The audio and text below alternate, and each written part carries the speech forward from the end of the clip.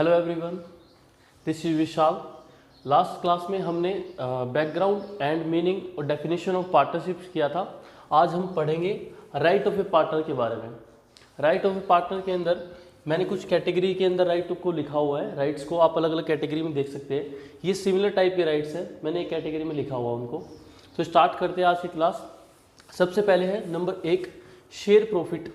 Share profit का मतलब क्या है? जैसे मैंने आपको डेफिनेशन में बताया था, पार्टनर्स के बीच में जब भी पार्टनरशिप होती है तो वो आपस में शेयर्स प्रॉफिट को शेयर्स करते हैं। ये कंपलसरी होता है कि वो आपस में प्रॉफिट को शेयर करें। ऐसा पॉसिबल नहीं है कि किसी एक पार्टनर को छोड़ के बाकी पार्टनर आपस में प्रॉफिट को शेयर कर ले। तो ये पार्टनरशिप के अंदर जो प्रॉफिट होता है वो सबके बीच में ही शेयर किया जाता है। रेशियो में भी डिफर, बट शेयर सबके बीच में होता है। तो सबसे पहला पॉइंट क्या है? Share profit. शेयर प्रॉफिट के अंदर देखते हैं कि पार्टनर्स का राइट कैसे है। हर एक पार्टनर का ये राइट है कि उसको प्रॉफिट मिले इन एग्रीड रेशो। इसका मतलब क्या है? जो भी एग्रीड रेशो, जो आपस में उनके बीच में जो फिक्स किया गया हो रेशो, उस रेशो के अकॉर्डिंग उसको प्रॉफिट मिलता है। इसके बाद है in the absence of agreement. Suppose कीजिए अगर पार्टनरशिप के अंदर दो पार्टनर है, उन्होंने पार्टनरशिप स्टार्ट की है बट उन्होंने रेशो को डिसाइड नहीं किया, आपस में किसी तरह का एग्रीमेंट नहीं किया, फिर एग्रीमेंट किया बट रेशो को डिसाइड करना वो भूल गए। उस केस के अंदर हम पार्टनरशिप के अंदर एग्रीमेंट में अगर रेशो नहीं है तो हम क्या करेंगे? Ratio will be equal. या फिर एग्रीमेंट ही नहीं हुआ उनके बीच में, ओरली डिसाइड हुआ, तो हम क्या मानते हैं? रेशो क्या होगा? इक्वल, बराबर बराबर। दैट मीन्स 1:1, 50-50% दो पार्टनर्स के बीच में। उसके बाद सेकंड राइट की बात करते हैं, to take part in the conduct of the business. इसका मतलब क्या है? To take part in the conduct of the business का मतलब बिजनेस के अंदर जो भी काम है, जैसे कि एक एक्टिव पार्टनर काम करता है, वैसे ही हर एक पार्टनर का ये राइट होता है कि वो बिजनेस के अंदर एक्टिव पार्टनर के रूप में काम कर सकता है। म्यूचुअल अंडरस्टैंडिंग होती है कि वो करना चाहे या ना चाहे। नेक्स्ट पॉइंट है to be consulted. To be consulted का मतलब क्या है? टू बी कंसल्टेड का मतलब ये है कि पार्टनरशिप के अंदर जितने भी पार्टनर्स हैं, कोई भी अगर डिसीजन लिया जा रहा है पार्टनरशिप के अंदर जो कि एक मेजर डिसीजन है, उस डिसीजन के अंदर जितने भी पार्टनर्स हैं सबसे कंसल्ट किया जाना चाहिए। ऐसा नहीं हो सकता किसी एक पर्टिकुलर पार्टनर को, अगर किसी की कैपिटल कम है, ठीक है, और दूसरे पार्टनर की कैपिटल ज्यादा है, तो ये नहीं हो सकता कि उसको अवॉइड किया जाए, उससे कंसल्ट ना किया जाए। अगर वो जो डिसीजन है वो इम्पैक्ट कर रहा है, अफेक्ट कर रहा है नेचर ऑफ बिजनेस को, या फिर बिजनेस को अफेक्ट करता है, उस केस के अंदर हर एक पार्टनर से डिस्कस किया जाना चाहिए, चाहे कोई भी डिसीजन हो। एग्जाम्पल के लिए अगर मान लो एक पार्टनर है जो कि मार्केटिंग के अंदर एक्सपर्ट है, और एक पार्टनर है जो कि प्रोडक्शन के अंदर एक्सपर्ट है। अगर मान लो अगर छोटे मोटे, ऐसा नहीं होता कि छोटे मोटे अगर डिसीजन लेने हैं, तो अगर मार्केटिंग से रिलेटेड कोई छोटा मोटा डिसीजन लेना है मान लो, तो ये जरूरी नहीं है कि मार्केटिंग वाला प्रोडक्शन के पास जाए। ऐसा हार्ड एंड फास्ट रूल नहीं होता है। लेकिन अगर कोई मेजर डिसीजन है तो वहां पर सबके साथ डिस्कस करना इंपॉर्टेंट होता है, चाहे फिर वो मार्केटिंग का हो चाहे वो प्रोडक्शन का हो। तो ये बात क्लियर होनी चाहिए। Next point is to access books. अब मैं आपको बता दूं बुक्स कितने तरह की होती है। बुक्स जो है, अकाउंट्स की बुक्स दो तरह की होती है। एक अकाउंट्स बुक जो जनरली बोली जाती है अकाउंट्स की, जिसके अंदर अकाउंट्स हम मेंटेन करते हैं। एक होती है कॉन्फिडेंशियल बुक। कुछ बुक्स होती है जो कॉन्फिडेंशियल होती है अकाउंट्स की, बट वो कॉन्फिडेंशियल होती है, जो कि सबको दिखाई नहीं जाती। तो यहाँ पर मैंने बताया है दो कैटेगरी के अंदर। माइनर जो है can access to accounts books. Minor जो है, जो एक माइनर होता है वो अकाउंट्स की बुक को तो एक्सेस कर सकता है, बट जो सीक्रेट बुक्स होती है, किताब जो एक बिजनेस की सीक्रेट बुक्स होती है, कॉन्फिडेंशियल बुक्स होती है, उसको एक्सेस करने का राइट माइनर के पास नहीं होता, बट एक पार्टनर के पास, जो कि मेजोर पार्टनर होता है, मैच्योर, उसके पास दोनों तरह की बुक्स को एक्सेस करने का राइट होता है। तो एक डिफरेंट पॉइंट था। ये चारों एक जैसे पॉइंट थे, तो मैंने इसको ए कैटेगरी में आपको बताया। नेक्स्ट पॉइंट देखते हैं बी कैटेगरी के अंदर। सबसे पहला है राइट टू रेम्यूनरेशन। आपको बता दूं रेम्यूनरेशन का मतलब क्या होता है। रेम्यूनरेशन का मतलब होता है सैलरी ही होता है एक तरह से रेम्यूनरेशन। यहाँ पर राइट टू रेम्यूनरेशन, हर एक पार्टनर्स का ये राइट होता है कि उसको रेम्यूनरेशन मिले, अगर वो वर्किंग पार्टनर हो, अगर वो काम कर रहा हो, ठीक है। बट ये डिसाइड किया जाता है, ये एग्रीमेंट जब बनता है पार्टनरशिप के अंदर, जिसको हम पार्टनरशिप डीड भी कह देते हैं, उसके अंदर ये एक्सप्रेस किया जाता है कि पर्टिकुलर पार्टनर, इस पार्टनर को इतनी सैलरी दी जाएगी उसके काम करने के बदले में। अगर मान लो उनके आपस में डिसाइड किया है और कोई भी पार्टनर्स को किसी भी तरह की सैलरी नहीं दी जा रही, तो इट इज पॉसिबल, चाहे भले ही कोई ना कोई पार्टनर एक्टिव पार्टनर या फिर वर्किंग पार्टनर रहा हो, ये उनके आपस में बीच में डिसाइड किया जाता है कि सैलरी मिलेगी या नहीं मिलेगी। इसे देख के आप ये मत सोच रहे कि राइट टू रेम्यूनरेशन का मतलब उसको मिलेगी ही। अगर आपस में डिसाइड करके उन्होंने ये फिक्स किया कि उनको सैलरी नहीं मिलेगी किसी को, तो ये हो सकता है। तो एक्सप्रेस होना चाहिए, अगर किसी भी एक पार्टनर को सैलरी मिल रही है तो वो एक्सप्रेस होना चाहिए कि सैलरी मिलेगी, रेम्यूनरेशन। लेकिन कंपल्सरी है सभी को मिले। बाद में है इसके बाद right to interest on capital. Right to interest on capital का मतलब भी यही है, जो भी पार्टनर्स अपने कैपिटल लगा रहे हैं क्या उसके ऊपर इंटरेस्ट मिलेगा, उस प्रत्येक पार्टनर के पास ये राइट होता है कि उसके ऊपर उसके कैपिटल के ऊपर उसको इंटरेस्ट मिले। बट ये भी एक्सप्रेस होना चाहिए, क्योंकि मैंने इसको बी कैटेगरी में डाला है, ये सब एक जैसे पॉइंट है, ये these 3 points should be express in agreement कि हाँ इंटरेस्ट ऑन कैपिटल दिया जाएगा पार्टनर्स को। अगर एक्सप्रेस नहीं है एग्रीमेंट में, उस केस के अंदर नहीं दिया जाएगा। वैसे ही जैसे कि रेम्यूनरेशन का केस था, राइट होता है रेम्यूनरेशन का, बट अगर एक्सप्रेस नहीं है एग्रीमेंट के अंदर तो किसी तरह का रेम्यूनरेशन नहीं मिलता है। सिमिलरली वैसे ही इंटरेस्ट ऑन कैपिटल के केस में भी है, कैपिटल के ऊपर इंटरेस्ट अगर एक्सप्रेस किया है तब मिलेगा, अदरवाइज आपको नहीं मिलेगा। बाद में बात करते हैं right to interest on loan and advance. ये इंपॉर्टेंट पॉइंट है जो कि पार्टनरशिप के अंदर बहुत इंपॉर्टेंट पॉइंट है। इसके अंदर क्या है, right to interest on loan. अगर कोई पार्टनर अपने कैपिटल के अलावा कोई भी अमाउंट देता है as a loan partnership firm को, दैट मीन्स एक बिजनेसमैन जैसे कि बिजनेस को लोन के रूप में अगर कुछ अमाउंट देता है, तो वैसे ही सेम पार्टनरशिप के अंदर अगर कोई पार्टनर पार्टनरशिप फर्म को लोन के रूप में कोई अमाउंट देता है तो उसके ऊपर क्या इंटरेस्ट बनता है? यस, उसके ऊपर इंटरेस्ट बनता है। अब बात करते हैं कि रेट ऑफ इंटरेस्ट क्या होना चाहिए। अगर पार्टनर्स के बीच में डिसाइड की गई कोई रेशियो है, दैट मीन्स कोई एग्रीड रेट है, अगर आपस में उन्होंने डिसाइड किया 10%, 12%, लेट से 5%, 6%, तो उस रेट के ऊपर वो इंटरेस्ट पे किया जाता होता है। और ये इंटरेस्ट पे करना कंपल्सरी होता है, दैट मीन्स इसको कहते हैं हम चार्ज अगेंस्ट प्रॉफिट। ये आपको एक्सपेंस करना ही पड़ता है, दैट मीन्स कि ये जो इंटरेस्ट का अमाउंट है वो पे करना ही पड़ता है, चाहे बिजनेस में लॉस हो या ना हो। सेकंड पॉइंट, अगर मान लो कोई भी उनके आपस में भी अगर पार्टनर्स के बीच में कोई भी एग्रीड रेट ना हो, दैट मीन्स कि कोई भी एग्रीमेंट के अंदर रेट फिक्स नहीं की गई हो रिगार्डिंग इंटरेस्ट ऑन लोन, वहां पर क्या होता है, उस केस में 6% पर एनम पे करना पड़ता है हमें। 6% पर एनम का मतलब पूरे साल के अंदर 6% हमें पे करना ही पड़ता है, और ये कंपल्सरी है। जैसे मैंने बताया नीचे लिखा हुआ है, it has to be paid even though there is loss in business. अगर बिजनेस में लॉस है तब भी आपको ये पे करना पड़ेगा, तो ये कंपल्सरी है। उसके बाद कैटेगरी सी की राइट की बात करते हैं। नंबर सी के अंदर है right to retire. Right to retire के अंदर क्या होता है, इसका मतलब कोई भी पार्टनर कभी भी चाहे तो वो रिटायरमेंट ले सकता है पार्टनरशिप फर्म के लिए। उसके लिए उसके क्या प्रोसीजर होगा, उसके लिए उसको एक प्रॉपर नोटिस देना होता है टाइमली, बस उसके बाद वो रिटायरमेंट ले सकता है। अब यहाँ पर बात करते हैं, अगर पार्टनर 2 हो, एक पार्टनरशिप के अंदर पार्टनर 2 है, तो वहाँ बहुत आसान है रिटायरमेंट करना और पार्टनरशिप को डिसोल्व करना। अगर एक पार्टनर कहता है कि मैं रिटायरमेंट लेता हूँ, तो दूसरा पार्टनर अकेला पार्टनरशिप कर नहीं सकता। आप सबको पता है कि मिनिमम 2 पार्टनर रिक्वायर होते हैं पार्टनरशिप के अंदर।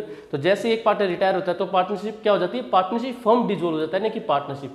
बट अगर मान लो क्वेश्चन के अंदर अगर पार्टनरशिप के अंदर 3 पार्टनर है, वहां पर एक पार्टनर अगर जाना चाहता है, छोड़ना चाहता है वहां पर, तो वहां पर बाकी जो 2 पार्टनर वो अगर चाहे तो वो कंटिन्यू कर सकते हैं। तो उस केस के अंदर पार्टनरशिप जो है वो डिसोल्व होगी, ना कि पार्टनरशिप फर्म। इन दोनों में डिफरेंस होता है, पार्टनरशिप फर्म का डिसोल्व होना और पार्टनर्स का डिसोल्व होना, ठीक है, पार्टनरशिप का डिसोल्व होना। इसके बाद बात करते हैं point number 9, right to stop admission of a new partner. ये इंपॉर्टेंट पॉइंट है, right to stop admission of a new partner.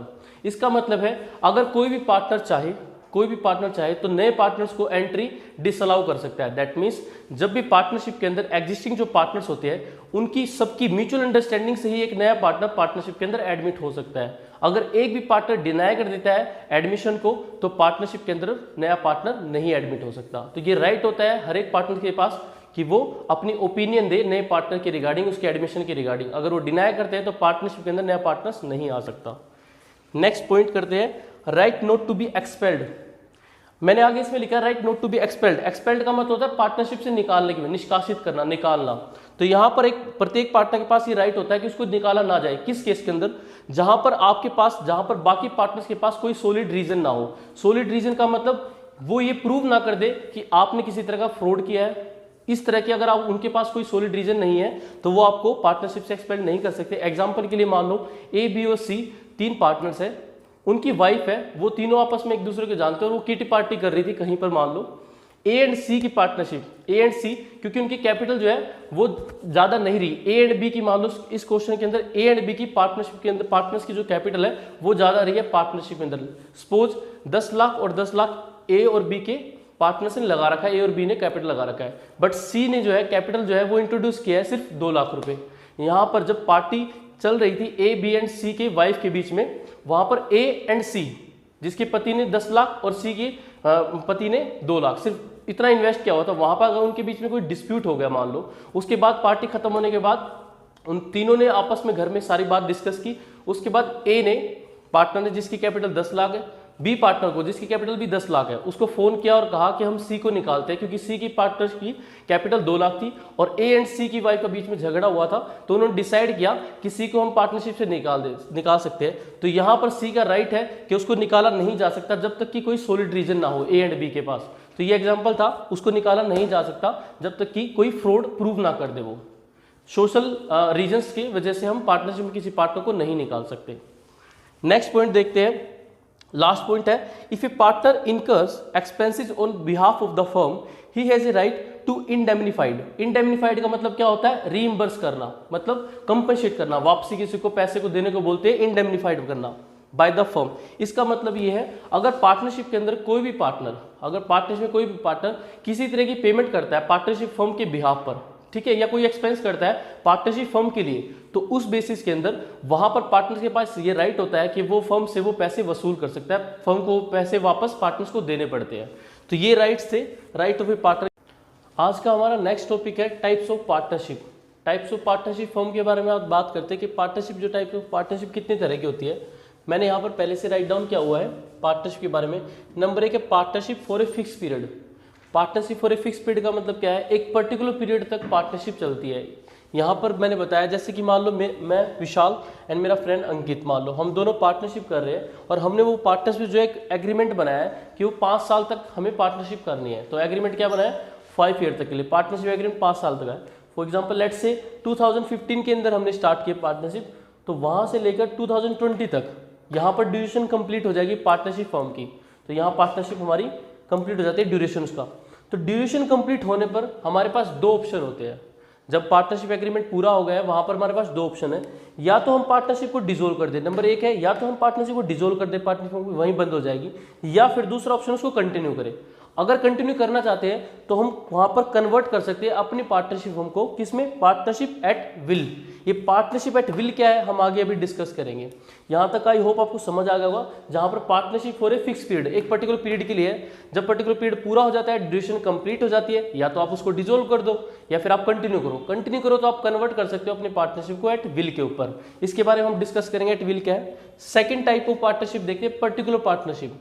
Particular partnership के अंदर क्या होता है, पर्टिकुलर पार्टनरशिप होती है, मान लो यहाँ पर मैंने एग्जांपल के लिए कहा गौरव एंड अंकित, मान लो 2 पार्टनर है, वहां पर उनके पास एक प्रोजेक्ट है जैसे कि फिल्म प्रोड्यूस करना, अलग अलग प्रोजेक्ट हो सकते हैं। यहाँ पर टाइम पीरियड फिक्स नहीं है कि वो जो प्रोजेक्ट है वो कब पूरा होगा। अब फिल्म जो है प्रोड्यूस करने पे कितने साल लग सकते हैं, किसी को कंफर्म नहीं होता है, एक्टर को साइन करना, बहुत सारे काम करने पड़ते हैं। यहाँ पर अंकित और गौरव बहुत सारे काम करते हैं, जैसे डायरेक्टर के लिए डायरेक्टर के काम करते हैं, ठीक है, और टेक्नीशियन हायर करते हैं, और बहुत सारे एक्टर को हायर करते हैं, बहुत सारी चीजें करनी पड़ती है उनको। तो वहां पर, और इसके अलावा बहुत सारे सर्कमस्टांसेस होते हैं। तो ये जो प्रोजेक्ट होता है इसमें कोई फिक्स पीरियड नहीं होता है यहाँ पर। तो वो जैसे ही प्रोजेक्ट पूरा हो जाता है तो पार्टनरशिप हम कहते हैं कि कंप्लीट हो गई ड्यूरेशन, जब प्रोजेक्ट पूरा होता है। तो एग्जांपल के अगर मान लो उन्होंने प्रोजेक्ट किया फिल्म प्रोड्यूस करेंगे, वहां पर जब उनकी फिल्म बन जाएगी 1 साल 2 साल 3 साल 4 साल 5 साल, जब भी उनकी फिल्म बन जाएगी तब कहा जाएगा कि उनका वो जो प्रोजेक्ट है वो पूरा हो गया। वैसे ही सिमिलरली अगर फिल्म कंप्लीट होगी तो उनके पास 2 ऑप्शन है, नंबर 1 या तो पार्टनरशिप को डिसोल्व कर दो पार्टनरशिप फर्म को, नंबर दूसरा, या फिर क्या करेंगे, नंबर दूसरा क्या, या फिर कन्वर्ट कर दो। कन्वर्ट किस में कर सकते हैं, पार्टनरशिप एट विल के ऊपर। यहां पर भी वही 2 ऑप्शन है, जैसे ही प्रोजेक्ट आपको पूरा हो गया या तो पार्टनरशिप को बंद कर दो या फिर कन्वर्ट कर लो आप पार्टनरशिप को एट विल के ऊपर। अब पार्टनरशिप एट विल क्या है, ये हमारे थर्ड पॉइंट है। यहां पर हम सीखते हैं पार्टनरशिप एट विल। आप सबको पता है विल का मतलब अपनी इच्छा के अनुसार। तो यहां पर पार्टनरशिप एट विल में क्या होता है, no duration is specified in the partnership agreement.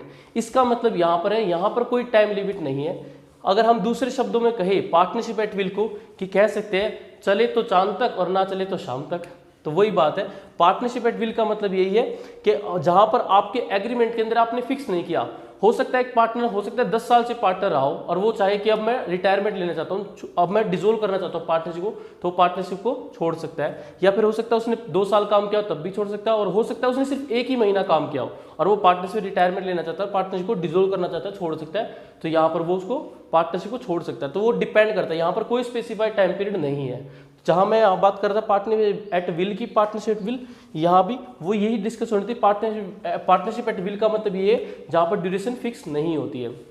अब मैं आपको बता दूं, जैसे कि मैंने अभी थोड़ी देर पहले बताया था आपको, पार्टनरशिप के अंदर, पार्टनरशिप एट विल के अंदर जब दो पार्टनर होते हैं, वहां पर अगर एक पार्टनर पार्टनरशिप से छोड़ना चाहता है, रिटायरमेंट चाहता है, तो वहां पर पार्टनरशिप ऑटोमेटिकली क्या हो जाती है, पार्टनरशिप फर्म जो है ऑटोमेटिकली डिसोल्व हो जाती है। बट जहां पर मेंबर दो से ज्यादा हो, जहां पर पार्टनर दो से ज्यादा होगी, वहां पर एक पार्टनर के छोड़ने पर जरूरी नहीं कि पार्टनरशिप फर्म जो है वो डिसोल्व हो, वहां पर पार्टनरशिप खत्म होती है। जब एक पार्टनर छोड़ता है तो पार्टनरशिप खत्म होती है, प्रोवाइडेड दैट वहां मोर देन 2 पार्टनर्स हो। आई होप आपको ये समझ आएगा पार्टनरशिप डील का मतलब क्या है और पर्टिकुलर पार्टनरशिप क्या है और partnership for a fix period क्या है। आई होप आपको समझ आया हो।